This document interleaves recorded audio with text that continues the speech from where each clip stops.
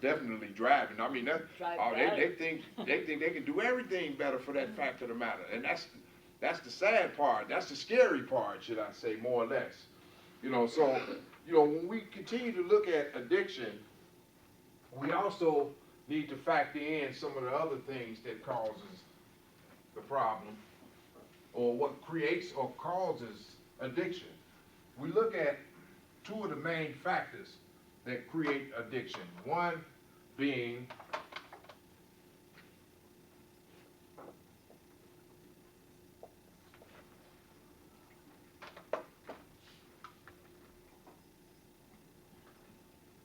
environment and family. These are two of the factors that lead to addiction in the first place. When we look at a person, one of the things that we do is we do what is called biopsychosocial. When a person comes into my office, we sit down and we ask them about these three primary issues. How's your body, your medical, physical being, psycho, how's your mental state of mind, and what's going on with you and your family, and social, what's happening in your living and surroundings, your environment. And part of what we're looking for is what's going on in your community, what's happening in your environment. If a child is raised and lives in an environment that condones use of marijuana and alcohol as a rites of passage, if everybody in their community getting high, including the adults, guess what he grows up believing? Everybody gets high. That not only everybody gets high, but it's what? It's okay. It's normal. It's normal. You understand? It's normalized. Man, everybody in my hood get high. You know what I'm saying? Even old Miss Johnson get high, man. You know what you talking about, man? Ain't nothing wrong with them. But see, that's part of that. When we talk about pain, we talk about the P being poverty, state of mind. Low self-esteem. That kind of mindset says, even though these people have a poor quality of life, it's still all right. They struggling from pillar to post, payday to payday. Can't hardly, make ends meet, but they getting high. But that's all right, because that everybody in the neighborhood do it, and you learn how to survive. I asked them, one of the things, do you want to survive or do you want to live? You actually got a choice in this. You know what I'm saying? So it's up to that individual to make that decision based on their environment. Because when you're raised in an environment, you can tell that you're in one of these environments. They call them unitary environments. And you can tell you're in one of these communities when there are posters that condone drinking alcohol, in the community, to give this allure that drinking is all right, you know what I'm saying? There are more liquor stores, than barbershops, in the neighborhood. Huh? Said more liquor stores than grocery stores. Yeah, you know what I'm saying? And even the grocery stores are liquor stores, okay? That's when you're in an environment that says it's okay. It's all right to drink, to have a drink. It's all right. Just do it, what they say? Responsibly.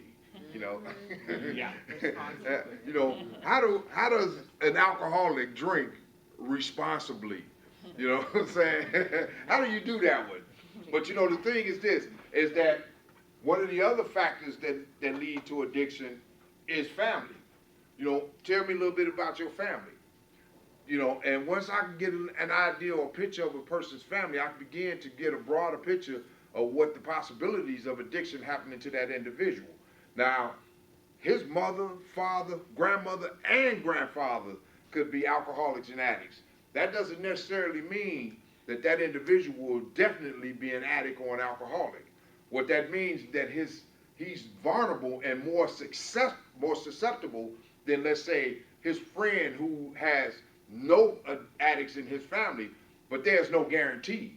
He can pick up a drink or a blunt and probably smoke or drink without ever having any problems in his life. And one of the things that I also try to bring, because we keeping it real, keeping it 100 with these kids. I always tell them that just because you smoke marijuana don't necessarily mean you're going to become a pothead. You know, everybody who do cocaine don't become coke addicts. Everybody who do heroin don't become heroin addicts. Everybody who drink alcohol don't become alcoholics. But you know what? There are a small population. There are a pocket of people who, just like are susceptible and vulnerable to diabetes, asthma, and any other medical illness. There are a small group of people that are susceptible to addiction. And what offsets that is when you start using drugs and alcohol at a young age. When you take mind mood altering substances like alcohol, marijuana, cocaine, and heroin and put it on the mind of a 14-year-old, 13-year-old, or 15-year-old mind that's partially developed, hasn't fully developed yet, you are opening the doors up for all kind of hell to start happening to that individual. Scientifically, a brain does not fully develop until you in your mid-20s, like 25, 26 years old. So now here's an individual at 13, 14 years old that starts smoking blunts that has been genetically altered. See, they'll tell you that one of the reasons they smoke is because it's what? Anybody ever heard this one? Because it's natural. Anybody ever heard that one?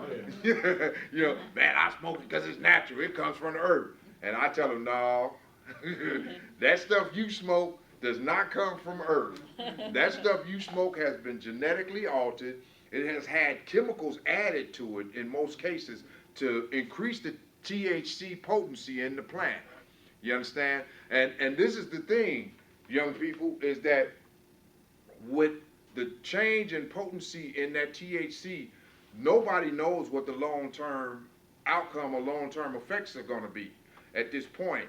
But there has been documentation stating from psychiatrists that it has created the onset of schizophrenia in some patients as a result of using this strong psychotic. Because that's what it becomes. It becomes a psychotic medication pretty much when a person starts smoking this marijuana chronically. So that, is something that they need to take into consideration. And I have had the misfortune of working with a few young guys in my lifetime that have actually ended up in long-term mental institutions as a result of smoking this genetically altered marijuana. So, I mean, it is nothing to play with. Yes, sir. In your addiction specialization, I guess two things I want to just know. First, is there any historical information of the historical evolution of drugs into the human paradigm? And secondly, is there any information on the political and military use of drugs to keep people in an inebriated state for social control? Oh, those are good questions. Those are two very, very good questions. I mean, historically, you know what? As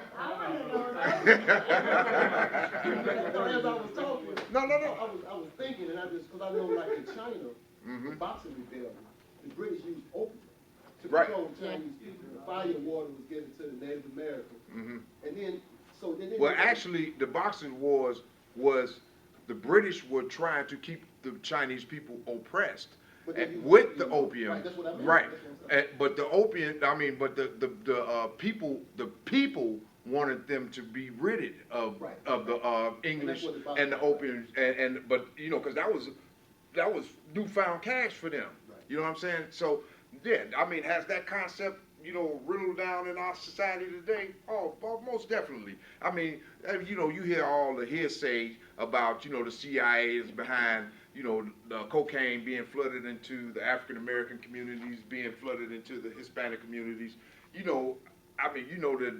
even though Nook Nook Lil Ray and Bobo became millionaires, they ain't got jet planes and bringing it in by the tons. You know what I'm saying?